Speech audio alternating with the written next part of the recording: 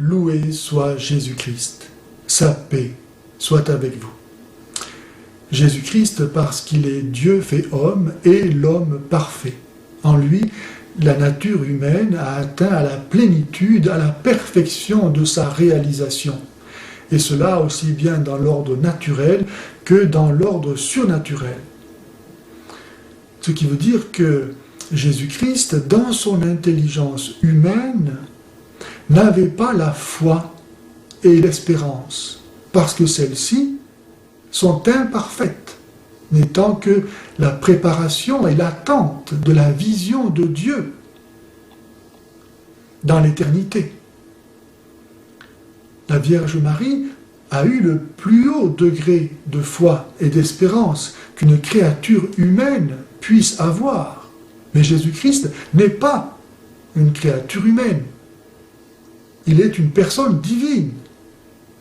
Il a assumé notre nature humaine, laquelle, de par son union avec sa nature divine, reçoit la grâce d'être divinisée, sanctifiée, rendue sainte.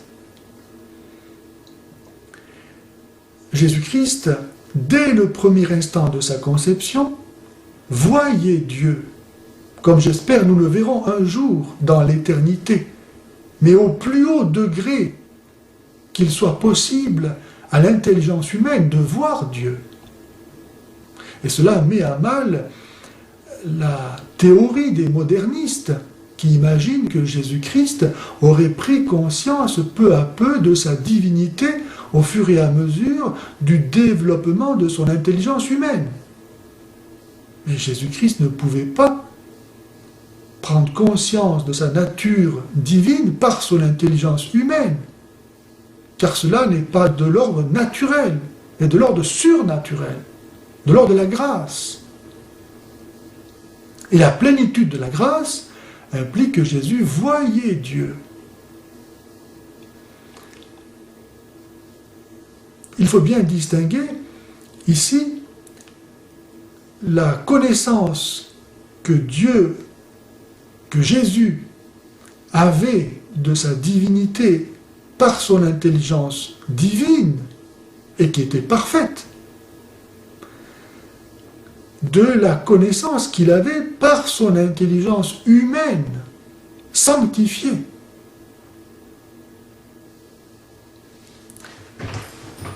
Jésus-Christ avait donc, de par son intelligence humaine, tout ce qu'il lui fallait pour nous communiquer la connaissance de Dieu. C'est ce que dit Saint Jean dans son évangile, au premier chapitre, en nous disant que Jésus-Christ était la lumière des hommes. En lui était la vie, et la vie était la lumière des hommes. Chapitre 1, verset 4. Il dit encore, le Fils de Dieu est venu pour que nous ayons la connaissance du vrai Dieu et que nous soyons en lui. Première épître de Saint Jean, chapitre 5, verset 20. Ou bien Jésus, l'évangile de Saint Jean, chapitre 15, verset 15, dit « Tout ce que le Père m'a fait connaître, je vous l'ai fait connaître. » Il est la plénitude de la révélation. Parce que lui-même voyait Dieu dans son intelligence humaine. L'Ancien Testament n'a pu donner qu'une révélation partielle, alors que Jésus-Christ, en se révélant lui-même, nous communique la connaissance de la vérité, la connaissance du vrai Dieu, qu'il est lui-même. Et c'est pourquoi l'Église, lorsqu'elle définit un dogme, ne révèle rien de nouveau, car le seul révélateur du mystère de Dieu, c'est Jésus-Christ. Et tout ce qui est inspiré, défini ou prophétisé après Jésus-Christ ne l'est qu'au titre des conséquences tirées du seul et même principe donné par le Christ, qui est la vérité.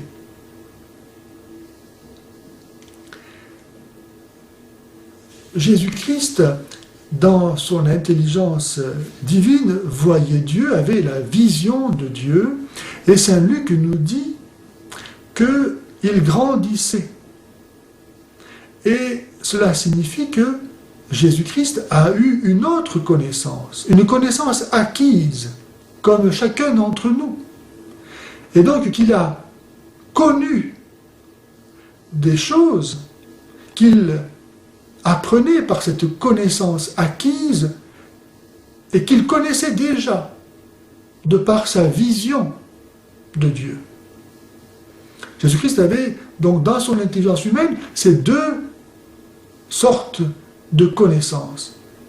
Connaissance par vision de Dieu, d'ordre surnaturel, et connaissance acquise comme tout homme, dans son intelligence humaine.